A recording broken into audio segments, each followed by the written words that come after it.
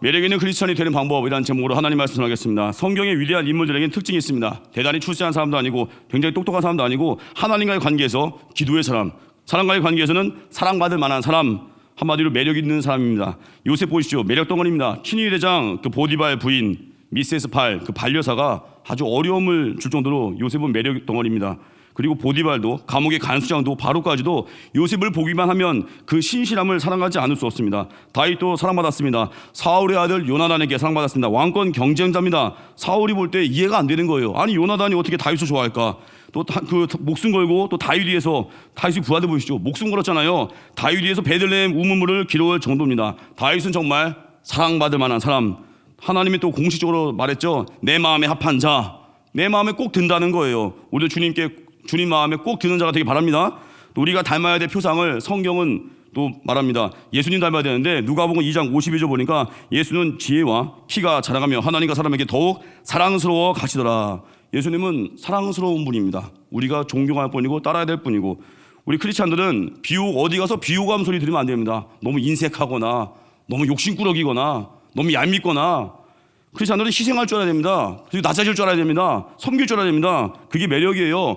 그래야 우리의 복음, 우리에게 주신 이 위대한 복음이 강력히 증거되기 위해서는 복음을 담는 그릇, 우리 자신이 깨끗해지고 정결해지고 또 뭐가 있어야 돼요? 사랑으로 충만해져야 됩니다. 그러면은 능력이 있다는 거예요. 사랑받는 자가 되기 위해서, 매력 덩어리가 되기 위해서 필요한 거 세 가지입니다. 첫 번째가 사랑받는 자임을 깨달으라는 거예요. 아까 찬양했죠? 우리 사랑받는 자라는 거, 당신은 사람과 학교에 태어났다는 거, 그걸 깨달으라는 거예요. 사랑의 확신이 고난과 억울함 이깁니다. 또 두 번째가 죄를 이기고 소멸하는 사람, 용서의 사람이 되라는 거예요. 세 번째가 부르심이 있죠. 거기에 헌신하는 겁니다. 거래하지 않고 나를 드릴 수 있는 인생. 차례대로 증거하겠습니다. 첫 번째, 사랑받는 자임을 깨달으라. 여러분, 사랑받을 만한 사람의 가장 중요한 첫 번째 포인트, 내가 사랑받는 자라는 걸 깨닫는 거예요. 12절 말씀 같이 읽겠습니다. 시작. 그러므로 너희는 하나님이 택하사 거룩하고 사랑받는 자처럼 긍휼과 자비와 겸손과 온유와 오래 참을 옷 입고. 크리스찬이 된 거는 하나님이 선택하신 겁니다. 내가 믿겠다고 믿은 게 아닙니다. 주님이 다가오신 겁니다.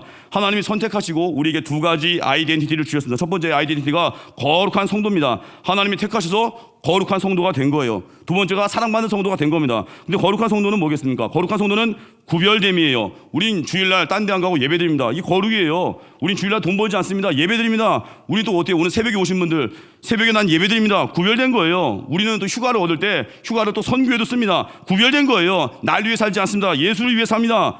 그래서 우리 신앙생활 믿음 붙들고 타협하지 않잖아요. 전진이 있고 주가 높이십니다. 지난번에 제가 하용주 목사님 아버지 하대희 장로님 이야기를 했습니다. 그 아버지가 자기 아들 하용주 목사님께 들려준 이야기입니다. 핍박 속에서 생활하다가 어떤 술자리 모임 갈 수밖에 없을 때 있잖아요. 술을 거절하고 콜라 마셨는데 많은 사람들이 막 빈정대는 옆에 있는 사람들이요. 나중에는 하용주 목사님 아버지께 상담 좀 하면 안 되겠습니까? 자기 고민을 가지고 핍박을 이긴 하 목사님 아버지께 온다는 거예요. 우린 그러잖아요. 인간관계가 중요하니까 뭐 어떻게 술도 좀 마셔야 되고. 그러니까 맨날 이제 사람들이 외면하는 거예요. 사람들은 타협하지 않는 순수한 신앙을 처음엔 핍박하는 것 같지만 나중엔 존경합니다. 그래서 타협하지 마십시오. 원칙 정하면 하나님 높이십니다. 그게 거룩이에요. 20대 젊은이들 있습니까? 경제 독립하십시오. 부모님 돈 계속 탔으면요, 나중에 선교도 마음껏 못 갑니다. 나중에 꿈도 하나님의 부르심이 아니라 부모의 부르심 따라가요. 부모의 욕심. 맨날 뭐 공무원 준비하라고 그러고 맨날 뭐 의대 준비하라고 하고. 자립해야 돼요. 그래서 신앙의 자유, 그게 구별이에요. 하나님과 나와의 관계. 또 하나가 사랑받는 성도인데 사랑스러운 사람이라는 거예요. 사랑받으니까 오늘 이렇게 예배 나왔죠. 내 힘으로 온 것 같습니까? 아닙니다. 사랑받아서 여기까지 온 거고, 사랑받아서 오늘 새벽을 깨운 겁니다. 사랑받으면 두려움이 없고 열등감이 없고 나로 살 수 있다는 겁니다. 지금까지 그 CCM 찬양 중에 어떻게 보면 가장 유명한 찬양일 수 있는 당신은 사랑받기 위해 태어난 사람, 인터넷 백과사전 그 위키백과에서 이렇게 소개합니다. 당신은 사랑받기 위해 태어난 사람은 1997년에 이민섭이 작사 작곡한 CCM 찬양 복음성가이다. 이 곡은 초기에 일부 대한민국 개신교 교회에서만 사용되었으나 폭발적인 인기로 대한민국 전체에서 사용되기 시작했고, 수많은 가수들이 리메이크 곡을 만들었다. 대한민국에서 CF의 배경음악으로 사용되기도 했다. 한국에서는 가장 대표적인 축복송으로 사용되고 있으며 다양한 가수들이 이 노래로 음반을 내기도 하였다. 이 곡의 답가로서 설경욱이 작곡한 또 하나의 열매를 바라시며가 있다라고 백과사전에 그대로 나와 있습니다. 도대체 이 찬양이 뭐길래 이렇게 인기가 있겠습니까? 모든 사람들이 그 목마름, 나도 사랑받을 수 있는가? 나도 사랑스럽나? 그거에 대한 깨우침을 준 거예요. 사람들은 자기 존재의 귀함을 깨닫는 순간에 목숨 겁니다. 인정해주면 그 사람에서 목숨 걸 때도 있다는 거예요. 우리는 이 찬양 보면서 신앙인이 아닌 자들도요, 그 마음에 요동치는 거예요. 당신은 사람 받기 위해 태어난 사람. 이 찬양은요, 스님들도 좋아해요. 왠지 아십니까? 사랑받는다니까 좋아하는 거예요. 하나님의 사람은요, 지금도 그 사랑을 계속 받고 있습니다. 중간에 뭐 저지른 일도 많고 실수도 했지만 하나님의 사랑을 막을 수 없다는 거예요. 그 사랑을 깨우쳐주는 사람, 우리가 그런 존재가 돼야 된다는 거예요. 우리 사랑받았습니다. 이제는 그거를 깨우쳐주는 사람, 존재를 인정해주는 사람, 칭찬할 줄 아는 사람, 그런 사람 되는 거예요. 서울예대 교수 장경초 교수님이 이런 말 했습니다. 칭찬이 뭐냐면은 상대방에게 있는 것을 있다고 언급해 주는 거래요. 가치를 인정해 주는 사람은요, 되게 무서운 사람이 돼요. 가치를 인정해 주나요? 상대방에 있는 좋은 것들이 내게 이월될 수 있다는 거예요. 여러분, 회사 가면 상관이 뭐 좋기만 하겠습니까? 꼴사나면 상관도 있죠. 그럴 때마다 높은 자리에 있으니까 갑질하네 이러면요, 그 상관에게도 좋은 게 있을 거 아니에요. 그게 내게 안 온다는 거예요. 그냥 이렇게 얘기하래요. 부장님, 어려운 환경 속에서도 우리 부서를 잘 꾸려오셨네요. 참 존경스럽습니다. 대단합니다. 인정해 주잖아요. 일단은. 그러면 그 상관의 유형무형의 지도력이 자기에게 이월된 거예요. 우리 2월에 대만 선교 갑니다. 대만 교회들도요, 우리 교회의 가치를 보고 인정했습니다. 지금 선교 따라하잖아요. 대만에 있는 교회가 또 다른 곳에 전도하잖아요. 왜 그러겠습니까? 우리 교회 가치를 인정하니까 우리 교회 장점이 거기도 이월된 거예요. 여러분, 만나는 사람마다 가치 인정하십시오. 우리 모두가 다 그리스도의 피 안에서 용서받은 사람이고 또 그 사랑을 전하는 자고 사랑받는 자입니다. 인정해주면요, 그 사람의 장점이 되게 다가올 거예요. 그게 능력입니다. 왜 나는 뭐 주변에 사람이 없고 나는 왜 발전이 없습니까? 언제 칭찬 한번 해봤습니까? 그놈의 시기, 질투, 굽어진 마음 때문에 내 주변에 사람도 없고요, 배우지도 못하고요. 그래서 이 백과사전에 나온 것처럼 설경호 목사님은요, 배울 수 있는 사람이었습니다.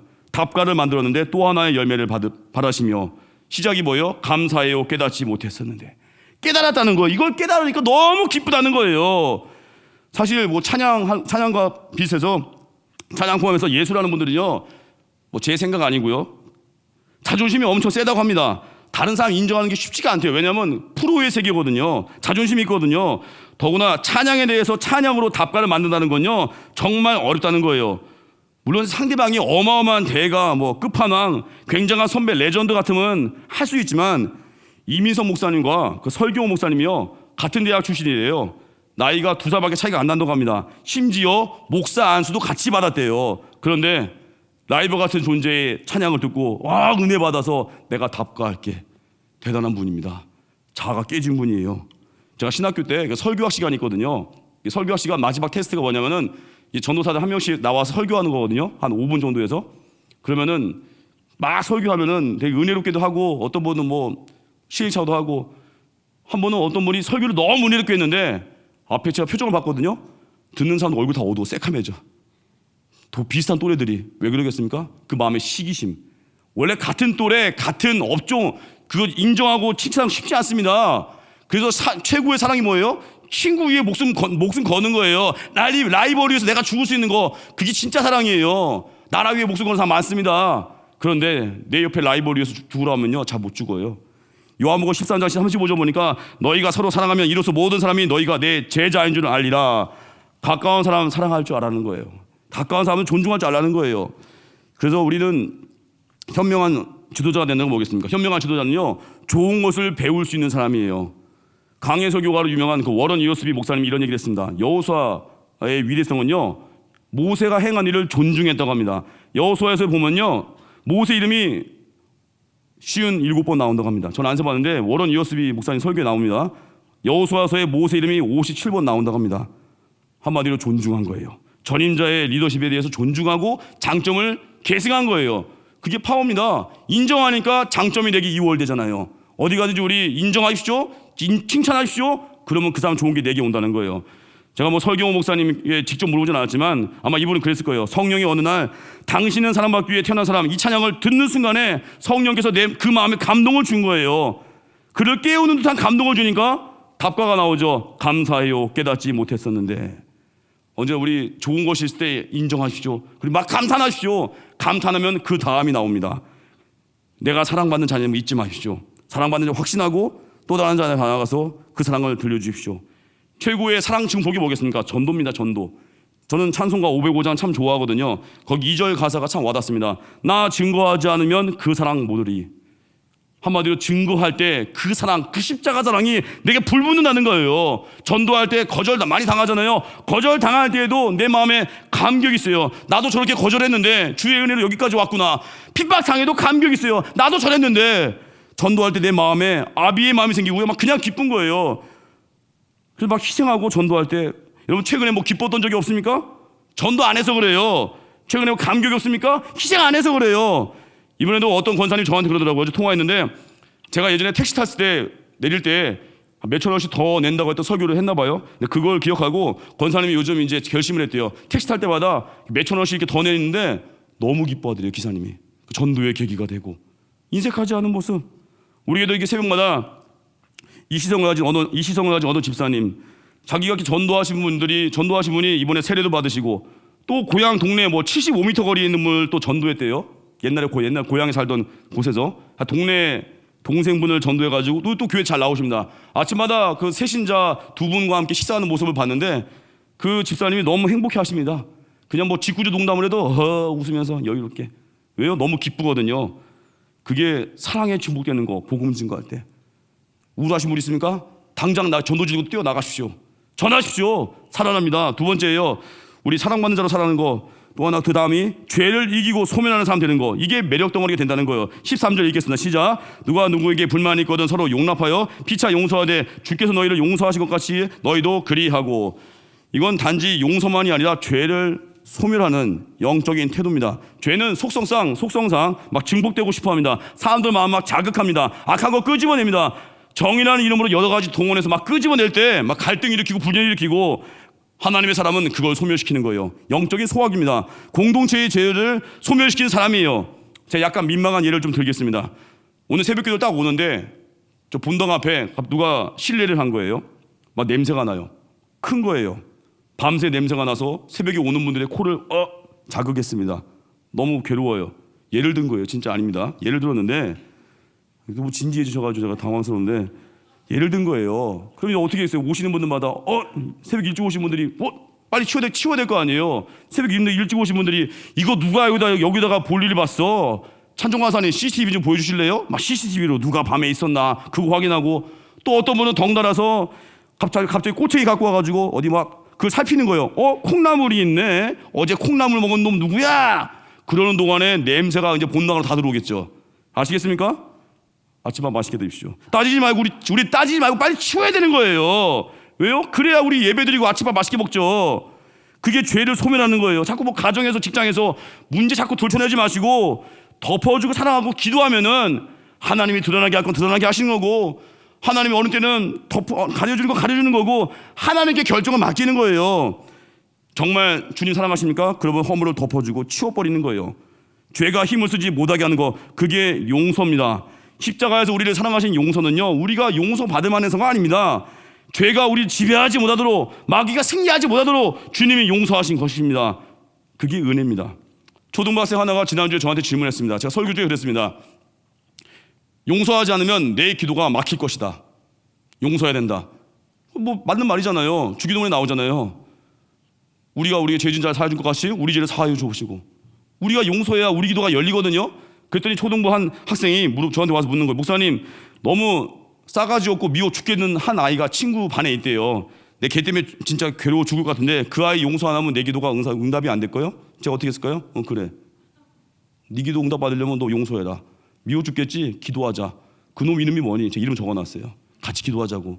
하나님이 혼내셔서 정신 차리게 하든지, 또 제가 그 기도했어요. 불쌍히 여겨달라고 그 기도 꼭 하자. 근데 걔가 그래요. 목사님, 저 용서 못 하겠는데요? 용서 못 하니까 성령을 구하는 거야. 기도하자 했더니 예, 아멘 딱 하더라고요.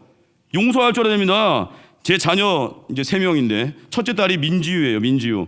얼마 전에 유치원에서 애가 놀림 당했습니다. 한 친구가, 같은 반 친구가 지유한테 놀린 거예요. 민지유, 너 못생겨서 너랑 안 놀아. 민지유 저 닮았는데 저는 어떻게 살란 얘기예요. 아빠 마음이 너무 아팠습니다. 그날 애가 집에 와가지고 괴로워하는 거예요. 나 못생겨서 나랑 안 노는데. 마음이 너무 아픈 거예요. 기도가 나오고 제가 속으로 그놈의 쌍판떼기 보고 싶다 이런 생각했는데, 그 다음 주에 월요일 날 또 사역자분들 좀 쉬는, 어떻게 보면 좀 공식적인 휴무잖아요. 휴무는 아니고 뭐 우리 늘 24시간 출동 대기인데, 월요일 날 제가 이제 민주를 데리러 이제 갔습니다. 유치원에.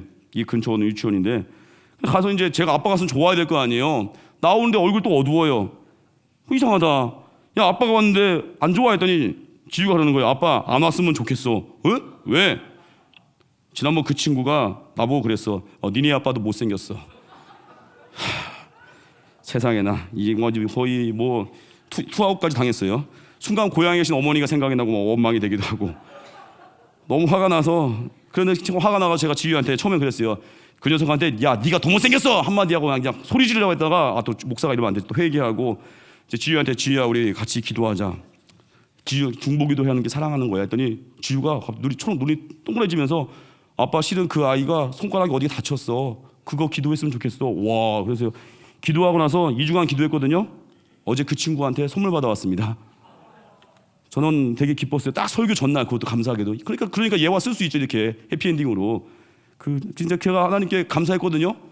원수를 이기는 길 사랑하고 기도하는 겁니다. 원수에게도 아픔이 있거든요. 상처가 있거든요. 회사 상관도 아픔이 있고 어디서 약 먹고 있거든요. 그때 우리가 기도하는 겁니다. 핍박자를 위해서. 그게 예수님의 길이잖아요. 용서가 안 돼가지고 막 피하고 잠수한다고요? 그러다가 잃어버린 10년 되는 거예요. 내 기도가 막혀버리고 가장 불쌍한 사람이 되는 겁니다. 십자가 은혜를 기억하고 허물을 덮는 크리스찬이 되십시오. 그게 매력입니다. 요즘 유행하는 말로 매력 부자라는 말이 있잖아요. 매력 부자. 여러분 좌우에 계신 분이 한번 인사하겠습니다. 당신은 매력 부자입니다. 인사하겠습니다. 시작. 당신은 매력 부자입니다. 또 유행하는 말로 볼매 아시고 볼매 볼수록 매력이 있어. 어차피 망가진 거 한 번 더 인사하겠습니다. 옆에 계신 분 인사하겠습니다. 당신은 볼매입니다. 인사하겠습니다. 예, 이거 진짜예요. 볼수록 매력 덩어리예요. 볼수록 사랑스러운 거예요. 이게 원래 우리를 창조한 목적입니다. 사랑스러운 자, 그 사랑을 전하는 자. 우리 모든 사람들이 우리를 좋아하기 바랍니다. 물론 일부 삐딱이들이 있기 때문에 한두 사람은 우리를 핍박할 수 있습니다. 정신적으로 병든 사람들이 있거든요. 까닭 없이 우리를 공격하는 사람이 있을 수 있습니다. 그런데 그 사람이 3명 이상이면 나를 돌아봐야 돼요. 한두 사람이면 제가 좀 봐주겠습니다. 3명, 4명 이상이 날 너무 싫어한다면 내가 날 돌아봐야 돼요. 사람들이 우리를 좋아하는 사람 되십시오. 사랑받을 만하며, 그래서 사랑받는 사람이 되십시오. 그게 매력 덩어리가 되는 길입니다. 그게 매력 있는 크리스찬이에요. 용서의 사람이 되는 거예요. 죄를 소멸하는 사람이 되는 거예요. 마지막 3번째는 부르심 앞에 헌신하는 사람 되라는 겁니다. 14절 읽겠습니다. 시작. 이 모든 것 위에 사랑을 더하라. 이는 온전하게 매는 띠니라. 사랑이 온전하게 합니다. 사랑하면 쉬워지고, 사랑하면 알게 되고, 사랑하면 깊어집니다. 성숙한 사람의 척도가 있습니다. 성숙은 뭐예요? 타이틀 아닙니다. 껍데기 아닙니다. 성숙은 사랑이에요. 성숙은 하나님을 아는 지식이에요. 하나님 사랑을 깊이 깨닫는 거예요. 그래서 껍데기로 살면요, 뭐 별거 아닌 걸 상처받습니다. 아버지 학교 같은 데 가면요, 누가 제일 상처받을까요? 목사님들과 장로님들이 제일 많이 그 말에 열받는데요. 아버지 학교 가면 호칭이 다 형제님이래요. 근데 목사님들이 막 화가 난다는 거예요. 어디다 대고 형제님이야? 막 화를 낸다는 거예요. 막 또 장로님들, 이게 나이도 새파란 것들이 어디 형제님이야? 그럴 수 있잖아요. 박시찬 장로님 오셨는데 형제님, 물론 상처 안 받으실 건데 뭐 장로님 목사님들이 막 화가 난다는 거예요. 지난주 아침에 제가 이 근처 커피숍을 갔습니다. 우리 교회 뭐 집사님들 장로님들 많이 계셨는데 어떤 집사님이 저를 이제 반기다가 급한 마음에 저를 불렀는데 민준호 목사님 이래야 되는데 민준호 집사님, 민준호 장로님, 민준호 목사님 3번을 부르는 거예요. 집사님, 장로님, 목사님 다 나왔거든요. 제가 한마디 했어요. 형제님이 빠졌습니다. 저는 상처 안 받아요. 왜요? 타이틀로 사는 게 아니거든요. 사랑으로 살고 섬김으로 사는 거, 이게 제 존재의 목적이거든요. 고린도전서 13장 12절 보니까 우리가 지금은 거울로 보는 것 같이 희미 하나 그때에는 얼굴과 얼굴을 대하여 볼 것이요 지금은 내가 부분적으로 아나 그때에는 주께서 나를 아신 것 같이 내가 온전히 알리라. 사랑하면요 부분에 반응하지 않습니다. 신앙 성장은 사랑이 커지는 거거든요. 하나님을 알게 되고 전체를 보게 됩니다. 우리는 건강하면 축복, 병들면 저주라 생각합니다. 대학 입시 합격이면 성공, 불합격하면 불행. 이거는 부분만 보기 때문에 그런 거예요. 부분만 보니까 낙심합니다. 왜 내 기도 응답 안 해줍니까 주님? 특세 안수기도 벌써 이제 머리가 뽑히도록 받았습니다. 근데 왜 응답이 없습니까? 이 어린아이들이 엄마 왜 과자 안 사줘? 나 사랑하지 않는 거야? 사탕 왜 안 사줘? 사랑하지 않는 거야? 엄마가 그러겠죠. 지 이빨 썩는 것도 모르고 지 건강을 생각해서 더 좋은 거 주려고 지금 당장 안 준 건데 우리 이럴 수 있어요. 우리는 너무 자기중심적이다 보니까 손해본 것만 생각을 해요. 당장의 눈앞의 것만 생각을 합니다. 고난 통해서 내가 얼마나 깊어지고 있는지, 고난 통해서 내가 얼마나 사랑이 커지는지 그걸 보는 거, 그게 전체를 보는 거예요. 실패 속에서 내가 얼마나 겸손한 인간이 되어가는지 그걸 알아야 됩니다. 질병 속에서 내가 얼마나 하나님을 갈망하는 사람이 되어가는지 그걸 알아야 돼요. 가난 속에서 하나님만이 참된 소망임을 깨달아가는 거 그거 알아야 돼요. 부분적으로 알면요 늘 낙심합니다. 희미하니까 의심도 많습니다. 불평도 많습니다. 근데 성장할수록 그런 것들이 사라지고요. 그날에는 주님을 만날 때에는 희미한 것들이 다 거쳐지고 이제는 얼굴과 얼굴을 대하듯이 분명히 깨닫게 되는 거. 그 알맹이가 뭐라고요? 사랑. 결론적으로 하나님을 알게 되면요 그 사랑의 감격 때문에 부분을 보지 않기 때문에 이제는 소명에 헌신하게 됩니다. 소명은 우리를 살아가게 하는 원동력이고 힘입니다. 가정이 왜 무너져요? 소명이 없어서. 직장생활 왜 불행해요? 소명이 없어서. 이사야 6장은 이사야의 소명장입니다. 이사야서 6장 1절 보니까 우시야 왕이 죽던 해에 내가 본즉 주께서 높이 들린 보좌에 앉으셨는데 그의 옷자락은 성전에 가득하였고. 우시야 왕이 죽던 해라는 표현은요 어떤 타이밍을 알려주는 게 아니라 이사야의 마음을 지금 보여주는 거예요. 유대인 전승에 의하면 우시야 왕은 이사야의 사촌형입니다. 특별한 사이입니다. 근데 우시야 왕이 너무 처음엔 겸손하다가 나중에 너무 교만해져가지고 제사장만이 할 수 있는 분향을 본인이 하겠다고 들어간 거예요. 하나님이 쳤습니다. 나병 생겼습니다. 별궁에 갇혀서 죽었습니다. 우시야 왕이 죽던 해는 별궁에 12년 동안 갇혀있다가 죽던 해를 말합니다. 그의 죽음을 보면서 이사야의 마음이 힘들었을 거예요. 고민을 했을 겁니다. 끙끙 앓았을 겁니다. 이 고민 가지고 하나님께 갔더니 임재 가운데 자기의 죄를 본 거예요. 이사야서 6장 5절 보니까 그때에 내가 말하되 화루다 나여 망하게 되었도다. 나는 입술이 부정한 사람이요 나는 입술이 부정한 백성 중에 거주하면서 만군의 여호와이신 왕을 배웠음이로다 하였더라.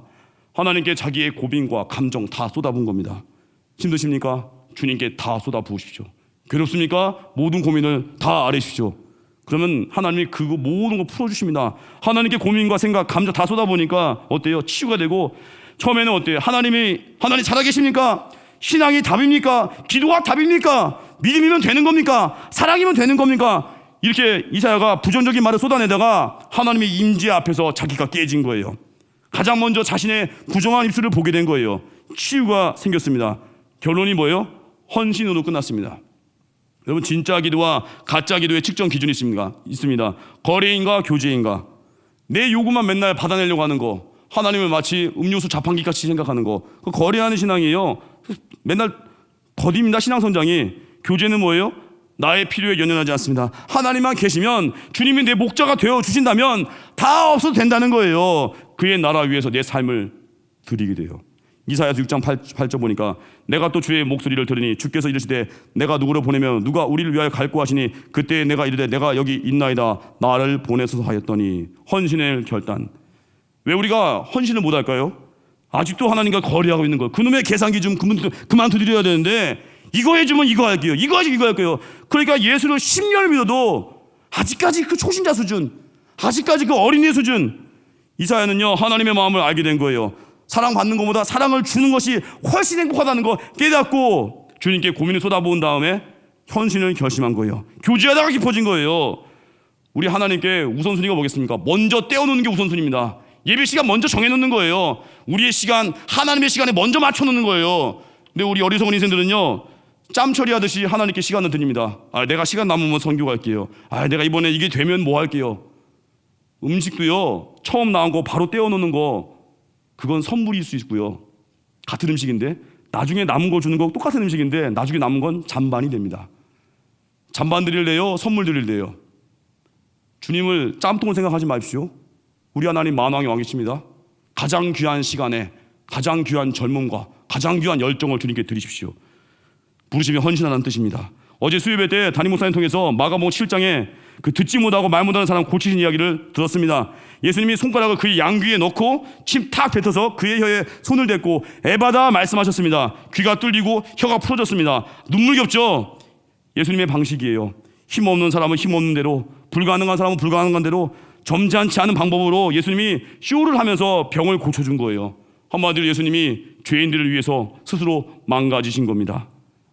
내가 망가지는 거 그게 헌신이에요. 내 시간이 망가지고 주님의 시간을 먼저 쓰는 거예요. 선교하겠습니다. 예배하겠습니다. 새벽기도 하겠습니다. 주님의 시간에 맞추는 거 그게 나를 망가뜨리는 거. 우리가 그렇게 자랑하는 십자가, 우리 위해서 목숨 거신 그 십자가 사랑, 처참하게 자기 몸이 찢긴 망가진 모습, 망가짐 속에 영광이 있습니다. 기꺼이 망가지는 길, 그게 헌신의 길이고, 헌신하면 내가 치유됩니다. 그 정신과 전문의로 오랫동안 하셨던 이근우 교수님이요, 쓴 책이 있습니다. 나는 죽을 때까지 재미있게 살고 싶다. 그 책에 나오는 한 이야기인데, 수련 받던 제자가 이근우 교수님께 물었습니다. 선생님, 환자를 언제 퇴원시키면 되겠습니까? 근데 이근우 교수님은요, 늘 교과서적인 대답만 하는 게 아니라 되게 독특한 대답을 한다고 합니다. 이렇게 얘기했대요. 환자를 언제 퇴원시키면 되냐고? 그 환자가 다른 사람을 사랑할 능력이 생기면 퇴원시켜도 좋아. 사랑할 수 있는 능력이 있다는 건 치유됐다는 거예요. 왜 우리가 이 시대에 이렇게 우울증이 많고 공황장애가 있고 정신질환이 많습니까? 지독한 자기 사랑 때문에. 내가 깨지고 내 눈을 돌려서 이웃을 바라보고 사랑할 때 그게 치유된다는 거예요. 원조수 권사님 어머니가 그랬대잖아요. 문제 생기면은 원칙이 있대요. 가방을 싼다, 성경을 넣는다, 힘든 사람 찾아가서 복음을 증거하고 기도하고 다시 집에 와서 자기 기도한대요. 원칙이 뭐라고요? 고난당할 때 가방 준비, 성경책 준비, 어려운 사람 찾아가서 전도하고 기도한 다음에 다시 집에 와서 마지막에 자기 기도. 그게 원칙이래요. 마태복음 6장 33절 붙든 말씀, 붙든 순종. 너희는 먼저 그의 나라와 그의 일을 구하라. 그리하면 이 모든 것을 너에게 더하시라. 결론입니다. 매력 있는 크리스찬 되십시오. 사랑받는 자임을 깨달으십시오. 그 확신이 고난과 억울함을 이깁니다. 예배의 힘이에요. 그리고 복음을 증거하십시오. 증거하지 않으면 그 사람 모른다는 찬양 가사 같이 증거할 때 증폭이 됩니다. 그리고 존재를 인정하고 칭찬하십시오. 그 사람의 장점이 내게 이월되는 거예요. 두 번째, 죄를 이기고 소멸하는 자가 되십시오. 용서하는 힘입니다. 용서할 때 내 기도가 열리는 거예요. 용서할 때 사람이 보이는 거예요. 세 번째가 부르심 앞에 헌신하십시오. 주님께 가장 귀한 거 드리십시오. 짬처리하다 하지 말고 제일 좋은 거 드리십시오. 사랑하잖아요? 부분에 반응하지 않고, 사랑하잖아요? 거래하지 않습니다. 나를 기꺼이 드릴 수 있습니다. 이제 고성 대만 다가오고 있습니다. 나를 부르시는 그 자리 순종으로 나아가게 달라고 결심하고 기도하십시오. 자리에서 일어나겠습니다. 주님, 내가 여기 있사오니